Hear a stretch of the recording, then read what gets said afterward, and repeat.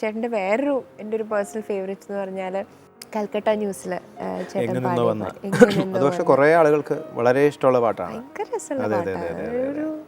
ഒരു ഭയങ്കര different root. അതിന്റെ മ്യൂസിക് ചെയ്തിട്ടുള്ളത് സലീൽ ചൗധരി, സലീൽദായുടെ ശിഷ്യനാണ്. ദേബു ജ്യോതി മിശ്ര എന്നാണ് പേര്. അപ്പോൾ അദ്ദേഹം എനിക്ക് പാട്ട് പറഞ്ഞു തന്നത് കേൾക്കാനും നല്ല രസമായിരുന്നു. എങ്ങോ നിന്നോ വന്ന പഞ്ചാബാന കിളി നീയോ എന്നാണ് എനിക്ക് പറഞ്ഞു തന്നത്. ഇതിന്റെ വേറൊരു ഇതെന്ന് വെച്ചാൽ എനിക്ക് ചിക്കൻ ബോക്സ് ഉണ്ടെന്ന് ഞാൻ അറിയാതെ, എനിക്ക് ചിക്കൻ ബോക്സ് ഉണ്ടെന്നുള്ള കാര്യം ഞാൻ അറിയാതെ പാടിയതാണ്. അറിയാം, ഒരു കുളിരൊക്കെ വന്നു. ആ പാട്ട് ചേട്ടാ ഒരു പല്ലവി പ്ലീസ് ഞങ്ങൾക്ക് വേണ്ടി പാടിത്തരും. എങ്ങോ നിന്നോ വന്ന പഞ്ചവർണ്ണ കിളി നീയോ, എന്നും എന്റേതെന്നു ചൊല്ലുവാനോ ഇഷ്ടമേറെ. നീ എൻ മുളം തണ്ടിൽ ചുംബിച്ചിരുന്നു പണ്ടേ, മൗനസ്വരമായി ജന്മങ്ങളിൽ. മോഹം കൈ നീട്ടുന്നു വീണ്ടും, തങ്കക്കിനാവിലൊന്നിച്ചിരുന്നു കണ്ണിൽ തിരി തെളിക്കാനായി. നെഞ്ചോരം നാളം തേടിയോ, എങ്ങോ നിന്നോ വന്ന പഞ്ചവർണ്ണ കിളി നീയോ, എന്നും എന്റേതെന്നു ചൊല്ലുവാനോ ഇഷ്ടമേറെ. നീ എൻ മുളം തണ്ടിൽ ചുംബിച്ചിരുന്നു പണ്ടേ, മൗനസ്വരമായി ജന്മങ്ങളിൽ. മോഹം കൈ നീട്ടുന്നു വീണ്ടും,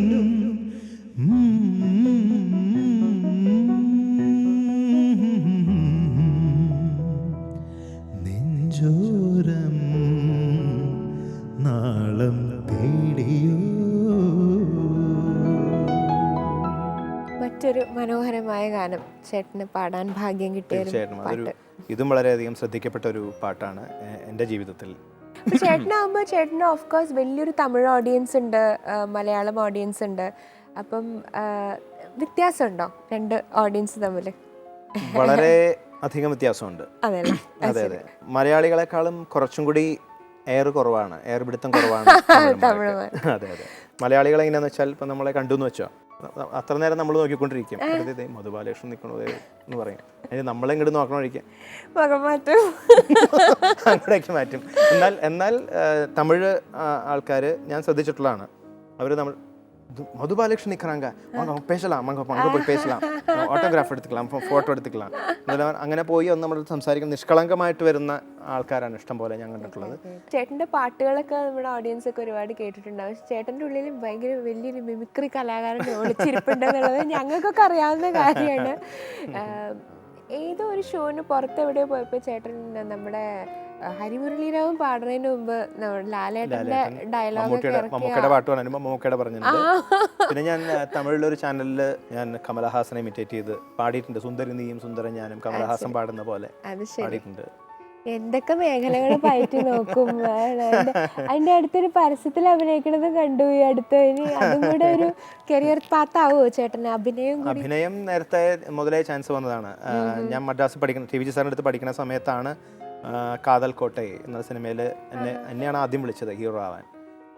അപ്പോൾ എൻ്റെ സാറിൻ്റെ അടുത്ത് ഞാൻ പോയി സംസാരിച്ചു. സാറേ ഇതുപോലെ ഇങ്ങനെ ചാൻസ് വന്നിട്ടുണ്ട്, ഞാൻ പോകുന്നതിൽ വലിയ വിരോധമുണ്ടോ? കൊന്നുകളയാൻ കൊന്നുകളയും എന്ന് പറഞ്ഞു. അത് സാറിൻ്റെ അടുത്ത് വേറൊരു ശിഷ്യൻ അതുപോലെ പാടാൻ വന്നിട്ട് അഭിനയിക്കാൻ പോയി. അപ്പൊ അത് സാറിന് ഒട്ടും ഇഷ്ടപ്പെട്ടില്ല.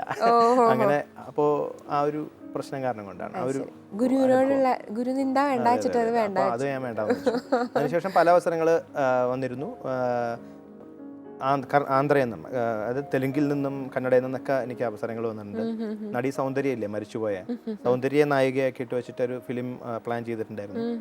അതൊന്നും ഒക്കെ നടന്നില്ല വെച്ചാൽ സമയമായിട്ടില്ല ഇതുവരെ. അങ്ങോട്ടായിരിക്കും മിക്കവാറും. അപ്പം കമ്മിങ് ബാക്ക് ടു മ്യൂസിക്, ഇപ്പം മലയാളത്തിലെ കുറേ പാട്ടുകൾ ചേട്ടൻ പാടി, അതേപോലെ തന്നെ നല്ല കുറേ പാട്ടുകൾ ചേട്ടൻ പാടിയിട്ടുള്ള ഒരു മ്യൂസിക് ഡയറക്ടറാണ് വിദ്യാസാഗർ സാർ. വിദ്യാജിയുടെ കുറേ നല്ല ബ്യൂട്ടിഫുൾ ആയിട്ടുള്ള മെലഡീസ് ചേട്ടൻ പാടിയിട്ടുണ്ട്. കൂടുതലും തമിഴിലാണല്ലോ ചേട്ടൻ തമിഴിലാണ് വിദ്യാജിയുടെ പാട്ടുകൾ. എങ്ങനെയാ വിദ്യാജിയായിട്ടുള്ള വിദ്യാജിയായിട്ട് എനിക്കുള്ള പരിചയം എന്ന് പറഞ്ഞാൽ ഒരു സ്വാമി ഉണ്ടായിരുന്നു, വർക്കലയിലുള്ള ഒരു സ്വാമിയാണ്. അപ്പോൾ സ്വാമി വിദ്യാജിയായിട്ട് നല്ല അടുപ്പമുണ്ട്. അപ്പോൾ സ്വാമി പറഞ്ഞു വിദ്യാജി ഒന്ന് വിളിച്ചൂടെ എന്ന് ചോദിച്ചു. അങ്ങനെ പറഞ്ഞത് കാരണം കൊണ്ട് ഞാൻ ഒന്ന് ട്രൈ ചെയ്ത് നോക്കി. പക്ഷെ വിളിച്ചത് ഞാൻ സിംഗപ്പൂരിൽ നിന്നാണ്. സിംഗപ്പൂരിലെ പ്രോഗ്രാമിന് പോയപ്പോൾ അവിടെ നിന്നാണ് ഞാൻ വിളിക്കണത്. അന്ന് ഈ സ്വാമിയും അവിടെ ഉണ്ടായിരുന്നു. അങ്ങനെ അവിടെ നിന്ന് വിളിച്ചപ്പോൾ സാറ് ചോദിച്ചു, ஏன் நீ சிங்கப்பூர்லேருந்து கூப்பிடுற, இந்த ஊர்லேருந்து கூப்பிட முடியாது தமாஷைக்கு, இங்கே இந்த பக்கத்துலேருந்து கூப்பிடாம ரொம்ப தூரம் போய் கூப்பிடுறேன் എന്ന് പറഞ്ഞു. അപ്പോൾ അല്ല സാറിന് ഇവിടെ പ്രോഗ്രാമിന് വേണ്ടി വന്നതാണ്. അപ്പോൾ ശരി നീ ചെന്നൈ വന്ന ഉടനെ എന്നെ ചെന്നൈ എന്നോട് സ്റ്റുഡിയോക്ക് വാ എന്ന് പറഞ്ഞു. അങ്ങനെ ആണ് ഞാൻ ആദ്യം അവിടെ ചെന്ന് ഒരു പാട്ടുണ്ടെന്ന് പറഞ്ഞിട്ട് എന്നോട് ചെല്ലാൻ പറഞ്ഞു. അങ്ങനെ ചെന്നപ്പോൾ ഇത് കനാക്കണ്ടനടി തോഴി, അത് ഞാൻ ആ പാട്ട് പാടിയത് വെറും ക്ലിക്കും കോഡ്സും മാത്രം വെച്ചിട്ടാണ്. ചുമ്മാ ക്ലിക്കും ഇതും വെച്ചിട്ട് മാത്രം ഒരു ശ്രുതിക്ക് വേണ്ടിയിട്ട്. അങ്ങനെയാണ് ആ പാട്ട് പാടിയത്. അത് സാറിൻ്റെ കമ്പോസിങ് റൂമിലിരുന്ന് സാർ എന്നെ പഠിപ്പിച്ചു തന്നു. ഇതെല്ലാം കഴിഞ്ഞ് റെക്കോർഡിങ് കഴിഞ്ഞു. കുറച്ച് നാൾ കഴിഞ്ഞ് ഞാനും എൻ്റെ അളിയൻ ശ്രീശാന്ത് കൂടി, അന്ന് ശ്രീ ടീമിലൊന്നും വന്നിട്ടില്ല, അന്ന് ക്രിക്കറ്റ് കോച്ചിങ്ങിന് പോകുന്ന സമയം പ്രാക്ടീസിന് വേണ്ടി മഹാരാജാസ് ഗ്രൗണ്ടിൽ പോകാറുണ്ട്. അപ്പം ഞാനൊരു ദിവസം റെക്കോർഡിങ് കഴിഞ്ഞ് പിക്ക് ചെയ്യാൻ വേണ്ടി പോയി തിരിച്ചു വന്നപ്പോൾ മ്യൂസിക് വേൾഡിൽ നിന്ന് അപ്പോൾ ഈ ഇടയ്ക്ക് പോയി അന്വേഷിക്കും ഇത് റിലീസ് ചെയ്തോന്ന്, പാർത്ഥിപൻ കനവ്. അങ്ങനെ ആ CD വാങ്ങിച്ചു. കാറിലിട്ട് കേട്ടപ്പോഴാണ് അതിൻ്റെ മനോഹാരിത ഞങ്ങൾക്ക് മനസ്സിലായത്. ഓർക്കസ്ട്ര എല്ലാം വന്നു കഴിഞ്ഞപ്പോൾ അന്ന് പാടിയപ്പോൾ എനിക്ക് അങ്ങനെ ഒരു ഇത് തോന്നിയില്ല, ഒരു നോർമൽ സോങ് ആയിട്ട് തോന്നി. പക്ഷേ ഓർക്കസ്ട്രേഷൻ കദ്രി ഗോപാൽനാഥ് കദ്രി സാറാണ് അത് വായിച്ചിരിക്കുന്നത്. ഓ അത് ഇറ്റ്സ് എ ബ്യൂട്ടിഫുൾ സോങ് ചേട്ടാ, അത് എന്തായാലും പാടണം പ്ലീസ്. ഞങ്ങൾക്ക് വേണ്ടി ഒന്ന് പാടിത്തരും ഒരു പല്ലവിയെങ്കിലും. തീർച്ചയായിട്ടും. കനാ കണ്ടേനടി തോഴി,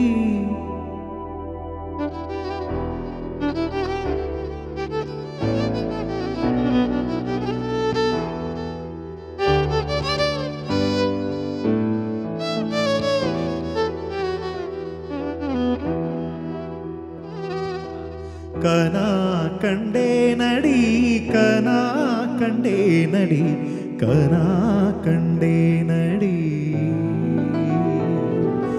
കനാ കണ്ടേനടി കനാ കണ്ടേനടി കനാ കണ്ടേനടി